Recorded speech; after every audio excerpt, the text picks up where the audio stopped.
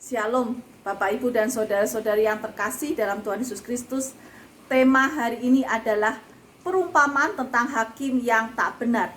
Terambil dari Lukas 18 ayat 1 sampai dengan ayatnya ke-8. Demikian.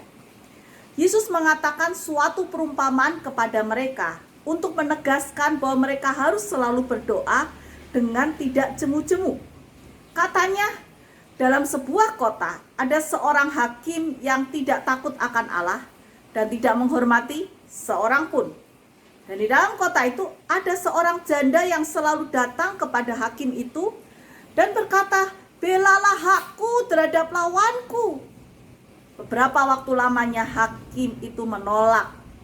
Tetapi kemudian ia berkata dalam hatinya, "Walaupun aku tidak takut akan Allah dan tidak menghormati seorang pun, namun karena janda ini menyusahkan aku, baiklah aku membenarkan dia, supaya jangan terus saja ia datang dan akhirnya menyerang aku." Kata Tuhan, "Camkanlah apa yang dikatakan hakim yang lalim itu. Tidakkah Allah akan membenarkan orang-orang pilihannya yang siang malam berseru padanya? Dan adakah ia mengulur-ulur waktu sebelum menolong mereka? Aku berkata kepadamu, ia akan segera membenarkan mereka. Akan tetapi jika anak manusia itu datang, adakah ia mendapati iman di bumi?" Demikianlah firman Tuhan. Dalam kisah perumpamaan ini, hakim itu jelas bukan hakim orang Yahudi. Mengapa? Karena semua sengketa orang-orang Yahudi itu tidak dibawa kepada pengadilan umum, tetapi dibawa kepada para penatua.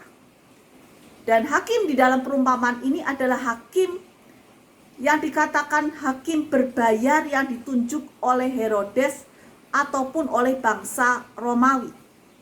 Hakim seperti ini terkenal sebagai hakim yang kejam.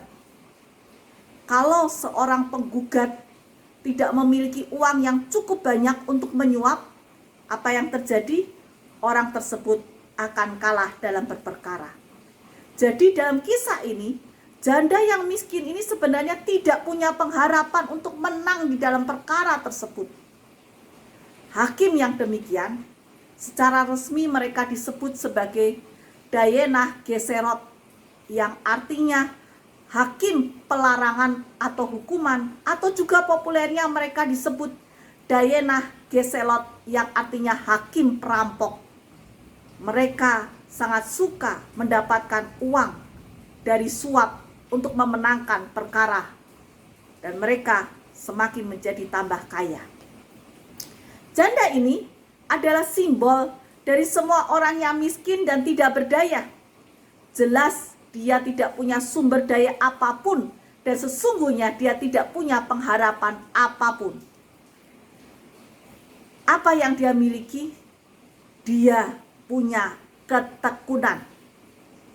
Dan ada kemungkinan juga hakim ini takut pada akhirnya si janda yang lemah ini akhirnya kemudian melakukan kekerasan kepada hakim yang lalim itu. Nah, dalam kisah ini apa yang dapat kita pelajari? Ada 3 hal. Yang pertama adalah mari kita punya keyakinan bahwa Tuhan itu baik.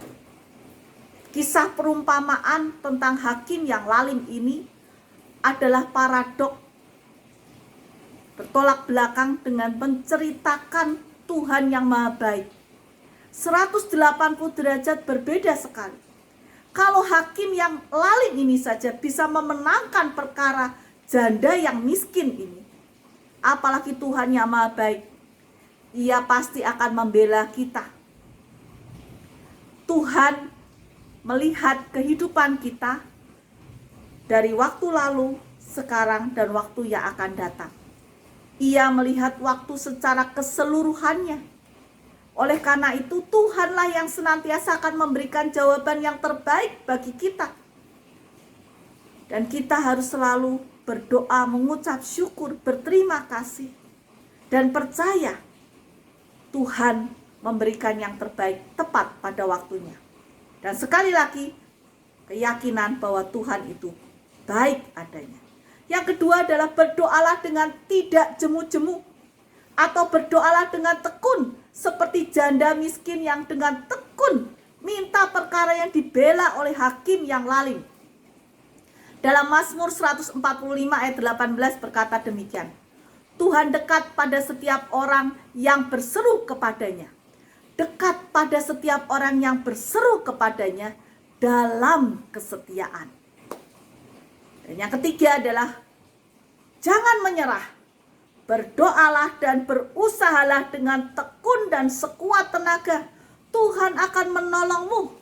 Janda yang miskin ini juga berusaha datang kepada hakim yang lalim tersebut setiap hari.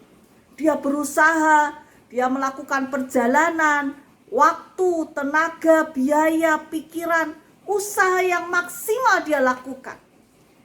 Oleh karena itu, jangan menyerah untuk sesuatu yang benar-benar kita inginkan dan seturut dengan kehendak Allah.